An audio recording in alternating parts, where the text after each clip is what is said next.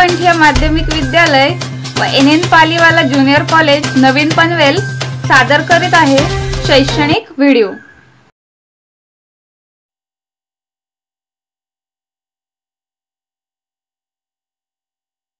Teacher Keya Panthiya high school new Panvel.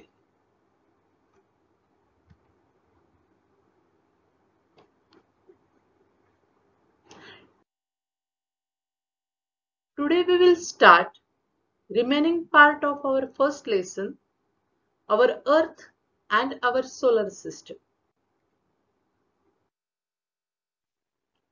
सर्वात प्रथम आपण ग्रॅव्हिटी या वैज्ञानिक संकल्पनेविषयी जाणून घेऊया। All heavenly bodies exert a force of attraction or a pull on another. This force is called the force of gravity.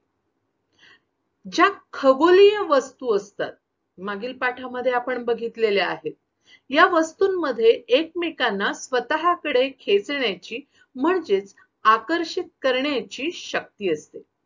या शक्तीलाच गुरुत्वाकर्षण शक्ती असं म्हणतात। The sun exerts a gravitational pull on all planets, whereas the tendency of planets is to move away from the sun. बघा, सूर्याची ग्रहांवर कार्य करणारी जी गुरुत्वाकर्षण शक्ती असते आणि तसंच सर्व ग्रहांची सूर्यापासून दूर जाण्याची जी प्रवृत्ती असते, यांचा एकत्रित परिणाम होतो।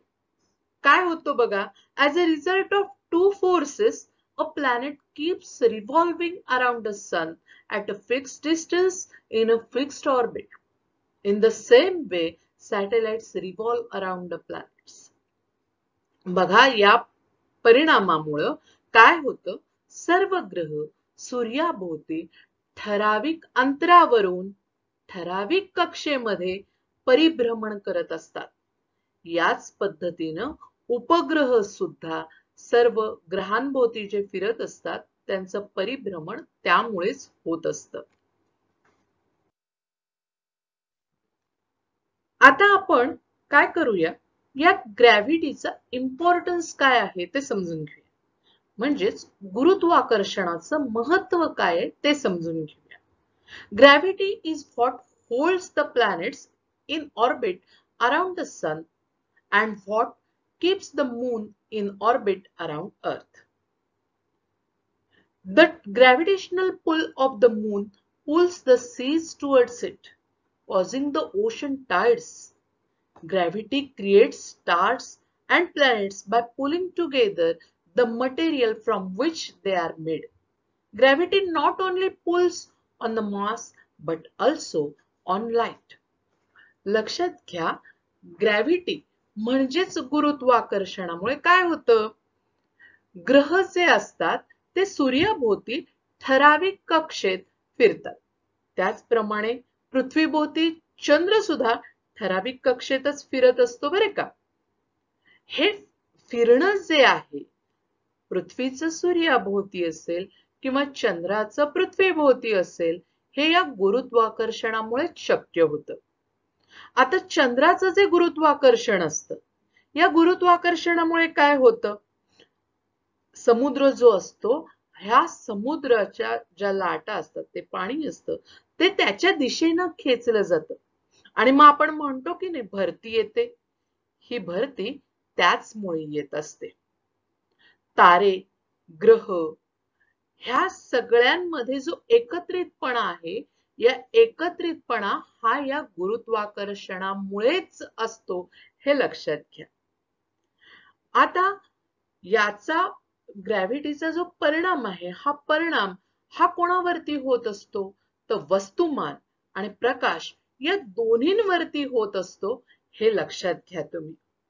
Gravity is very important to us. We could not live on Earth without it. The sun's gravity keeps Earth in orbit around it, keeping us at a comfortable distance to enjoy the sun's light and warmth. It holds down our atmosphere and the air we need to breathe. Gravity is what holds our world together. बघा, हे जे गुरुत्वाकर्षण आहे, हे गुरुत्वाकर्षण आपल्यासाठी खूप खूप महत्वाचं आहे. आपण या पृथ्वीवर राहतोय. हे राहणं कशामुळे शक्य आहे? तर या गुरुत्वाकर्षणामुळे शक्य आहे. या सूर्याचं जे गुरुत्वाकर्षण आहे, या गुरुत्वाकर्षणामुळे पृथ्वी त्याच्या भोवती ठराविक कक्षेत फिरते आणि त्याच्यामुळे सूर्य आपल्यापासून ठराविक अंतरावरती राहिल्यामुळेच आपल्याला सूर्याचा प्रकाश, त्याचा उबदारपणा मिळतो आणि त्याच्यामुळेच काय होतं, आपल्या भोवतीचं वातावरण व्यवस्थित राहतं. हवा छान राहते, ज्या हवेमुळेच आपण श्वासोच्छ्वास करू शकतो. However, gravity isn't the same everywhere on Earth. Gravity is slightly stronger over places with more mass underground than over places with less mass. लक्षात घ्या, ही जी ग्रॅव्हिटी आहे, ही आपल्या पृथ्वीवर प्रत्येक ठिकाणी सारखी नाहीये. प्रत्येक ठिकाणी वेगवेगळी. मग ती कुठे जास्त असते?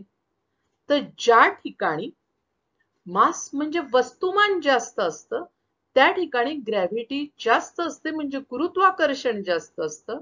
आणि ज्या ठिकाणी मास म्हणजे वस्तुमान कमी असतं, त्या ठिकाणी ही ग्रॅव्हिटी म्हणजेच गुरुत्वाकर्षण कमी असतं.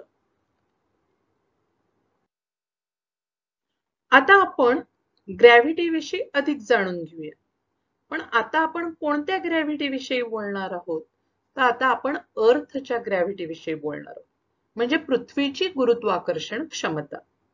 Due to earth's gravity, all things on earth remain on it. Even if we throw something upwards with great force, it finally falls down to the ground. पृथ्वीच्या गुरुत्वाकर्षणामुळे काय होतं? पृथ्वीवरील सर्व वस्तू पृथ्वीवरच राहतात. एखादी वस्तू तुम्ही जोरात वर फेकली तरी ती कुठे येऊन पडते? शेवटी जमिनीवरच येऊन पडते. यालाच तर पृथ्वीची गुरुत्वाकर्षण क्षमता असं म्हणतात. People have always been curious about the heavenly bodies in the sky. They have always wanted to reach them.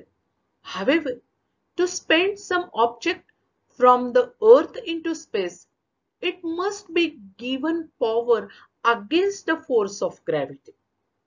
Rocket technology or space launch technology is used for that purpose. पृथ्वीपासून दूर आकाशात दिसणाऱ्या या ज्या खगोलीय वस्तू आहेत, यांच्याविषयी मानवाला नेहमीच एक कुतूहल असतं.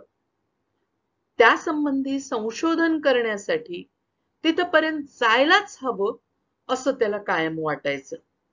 आणि म्हणूनच पृथ्वीवरून एखादी वस्तू अवकाशात पाठवावी असंही त्याला वाटायला लागलं. मग त्यासाठी त्याला काय करावं लागलं? ही जी पृथ्वीची गुरुत्वाकर्षण क्षमता आहे, त्याच्या विरुद्ध शक्ती द्यावी लागली.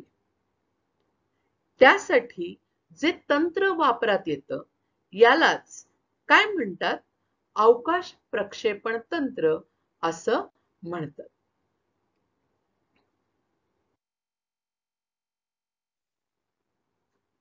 आता आपण रॉकेट्स विषयी माहिती जाणून घेऊया. दिवाळीच्या फटाक्यांमध्ये रॉकेट नावाचा फटाका असतो बघा. ह्या रॉकेटमध्ये काय केलेलं असतं? तर विस्फोटक पदार्थ जे असतात ते काय केलेले असतात? ते ठासून भरलेले असतात. मग काय होतं? त्याचं झपाट्यानं ज्वलन होतं आणि मग त्यात ऊर्जा निर्माण होते. रॉकेटच्या या रचनेमुळं फटाका काय होतो? ठराविक दिशेत वेगाने ढकलला जातो. हेच तंत्रज्ञान कुठे वापरलेलं असतं? तर या स्पेस लॉन्च मध्ये वापरलेलं असतं. Rockets are filled with explosive substances. The explosive burns rapidly and produce a lot of energy. The design of rocket is such that the firecracker is pushed in a certain direction at a great speed. म्हणजे जे तुम्हाला मी आता सांगितलं. Very powerful rockets are used to send a spacecraft into space. A tremendous quantity of fuel is burnt in rockets so that spacecraft weighing thousands of tons can be launched into space. अवकाशयानाचं अवकाशात प्रक्षेपण करण्यासाठी शक्तिशाली अग्निबाणांचा म्हणजेच रॉकेटचा उपयोग केला जातो. रॉकेटमध्ये प्रचंड प्रमाणावर इंधन जाळलं जातं आणि त्यामुळे हजारो टन वजनाचं अवकाशयान अंतराळात नेलं जातं. In 20th century, a few countries of the world developed space technology and sent hundreds of spacecrafts into space. Our country is well known for the development of its space launch technology. 20व्या शतकात जगातल्या काही देशांनी अवकाश प्रक्षेपण तसंच अवकाश यान संबंधी जे तंत्रज्ञान आहे ते विकसित केलेलं आहे. शेकडो अवकाशयानं अंतराळात पाठवली गेली. आपला देश सुद्धा अवकाश प्रक्षेपण तंत्रज्ञानाच्या विकासासाठी प्रसिद्ध आहे.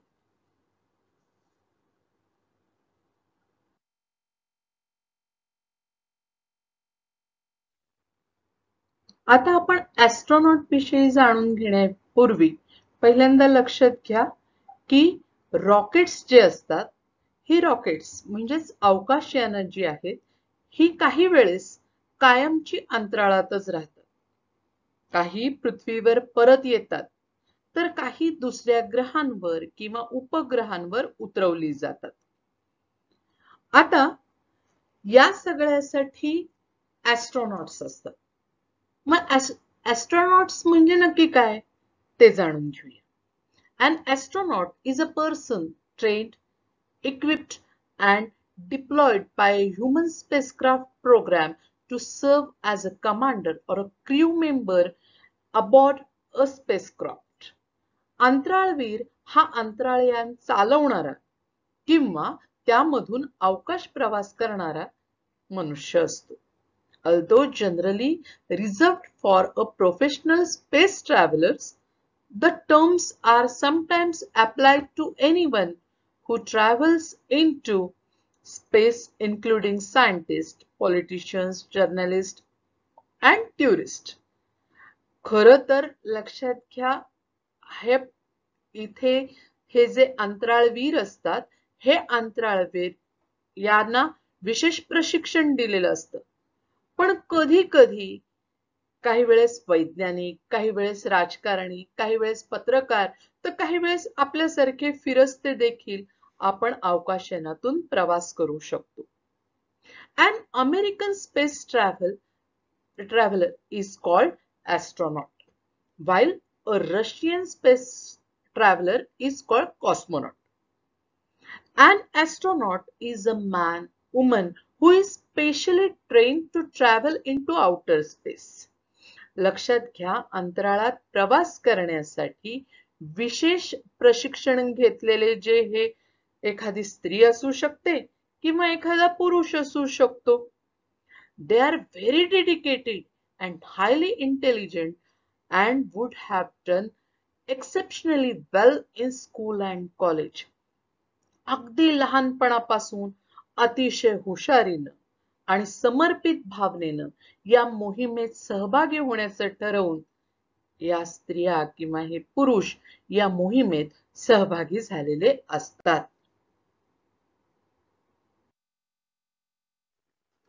आता आपण भारतीय अंतराळवीर राकेश शर्मा यांच्याविषयी थोडंसं जाणून घेऊया.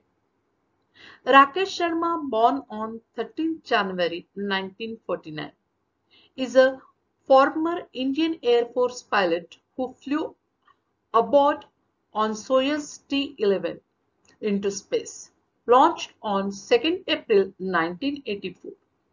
As a part of Intercosmos program, Rakesh Sharma is the only Indian citizen to travel in a space. He was elected as a cosmonaut to travel into space as a part of combined program by Indian Space Research Organization (ISRO) and Intercoms, a Soviet space program. On September 20, 1982, Rakesh Sharma is the first and only Indian to travel in space. He spent 8 days in space along with two other Soviet cosmonauts. Upon his return, he was awarded the honor of Hero of Soviet Union. The Government of India honored its highest planetary award, the Ashok Chakra, to Mr. Rakesh Sharma and the other two members of the mission. Rakesh Sharma retired with the rank of Wing Commander and joined Hindustan Aeronautics in 1987. He also served as the chief test pilot in Hull Nashik division and retired from there in 2001. बघा, राकेश शर्मा जे आहेत हे 1984 साली अवकाशात जाणारे पहिले भारतीय अंतराळवीर. इस्रो व सोव्हिएत इंटरकॉस्मॉस यांच्या संयुक्त अंतराळ मोहिमेसाठी अवकाश स्थानकात हे गेले. तिथे त्यांनी 8 दिवस वास्तव्य केलं. त्यांनी सगळ्यात महत्त्वाचं सांगायचं म्हणजे जेव्हा अवकाशातून आपल्या भारताकडे पाहिलं ना, तेव्हा त्यांनी काय संदेश पाठवला असेल भारतीय प्रधानमंत्र्यांकडे. ते तिथून म्हणाले, सारे जहां से अच्छा हिंदोसता हमारा. तुमच्या EVS 1 च्या पुस्तकामध्ये तुम्हाला भारतीय वंशाच्या अंतराळवीर कल्पना चावला आणि सुनीता विल्यम्स यांच्या कार्याची माहिती मिळवायला सांगितली. मी अगदी थोडक्यात तुम्हाला इंग्लिश मधून इथे त्यांच्याबद्दल माहिती देते. बघा, Kalpana Chawla. Kalpana Chawla was born in the small town of Karnal in the state of Haryana in 1997. Kalpana Chawla did India proud by becoming the first Indian woman to go into space. She went as a mission specialist on a space shuttle named Columbia. Very soon, she got another opportunity to go into space. This time also, she was selected as a mission specialist in the 7-member crew. But unfortunately, the Columbia broke up on the re-entry into the Earth's atmosphere. All the 7 members perished. It will also inspiring young Indians, especially women, to dream up big and to work hard to realize their dreams. To honor Kalpana Chawla, India's latest weather satellite, MidSat, has been named as Kalpana 1.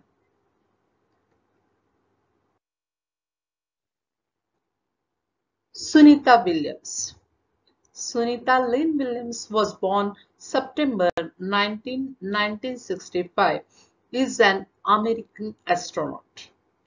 For her first mission, she flew aboard the Space Shuttle Discovery on December 9, 2006, on the STS-116 mission to ISS. She was the flight engineer during the expeditions 14 and 15. It was during this mission that she set 2 world records of having the longest spacewalk hour of about 29 hours and staying in the space for about 195 days. Sunita made another trip to ISS on July 15, 2012 as a part of the crew Soyuz TMA-05M. During her second mission, she completed a triathlon. She stayed in the space for 121 days during her second mission. By doing so, the totaled her stay in space for about 321 days, which is the second highest among the women astronauts. आता आपण man-made satellites जे असतात, हे man-made satellites मुळे आपल्याला नेमका कोणता फायदा होतो, म्हणजेच कृत्रिम उपग्रहांमुळे, माणसाने बनवलेल्या उपग्रहांमुळे आपल्याला होणारे फायदे आपण जाणून घेऊया. Man-made satellites provide useful information for agriculture, environment, weather forecasting, making maps, and searching for water and mineral on Earth. They are also used for telecommunication. They are put into orbit around Earth. They can remain in space for many years. लक्षात घ्या, शेती, पर्यावरणाचं निरीक्षण, हवामानाचा अंदाज, नकाशे तयार करायला, पृथ्वीवरील पाणी किंवा खनिज संपत्तीचा शोध घ्यायसाठी, संदेश वहन करण्यासाठी या कृत्रिम उपग्रहांचा उपयोग होत असतो. पृथ्वीभोवती एका परिभ्रमण कक्षेत त्यांना स्थापन केल्यानंतर ते कृत्रिम उपग्रह अनेक वर्षांपर्यंत पृथ्वीभोवती फिरत ठेवता येतात.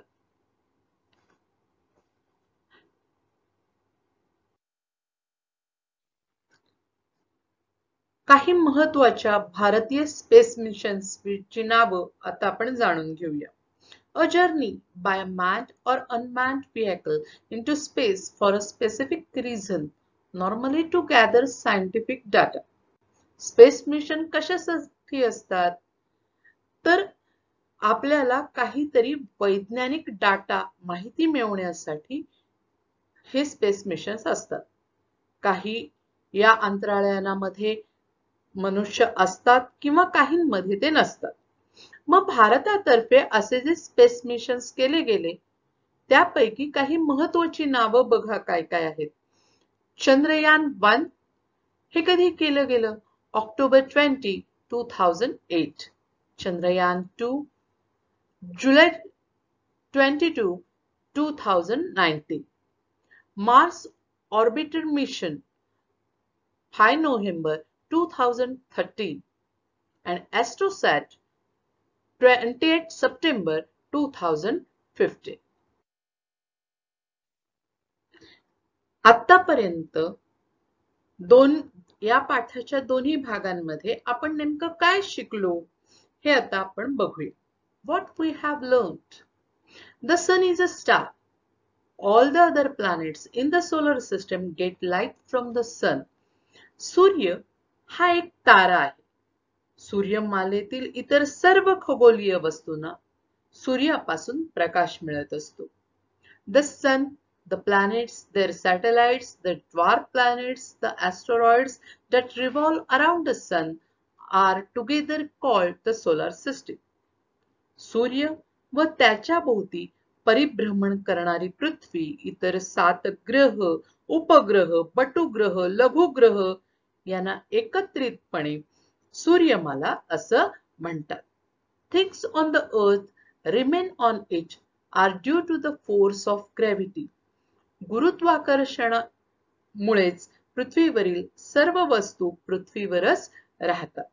To travel in a space, the Earth's gravitational force has to be overcome. Rocket technology helps us to do that. अवकाश भ्रमण करण्यासाठी पृथ्वीच्या गुरुत्वाकर्षणाच्या बाहेर आपल्याला पडावं लागतं आणि त्यासाठी आपल्याला अग्निबाणाचं तंत्रज्ञान वापरावं लागतं. Thank you students.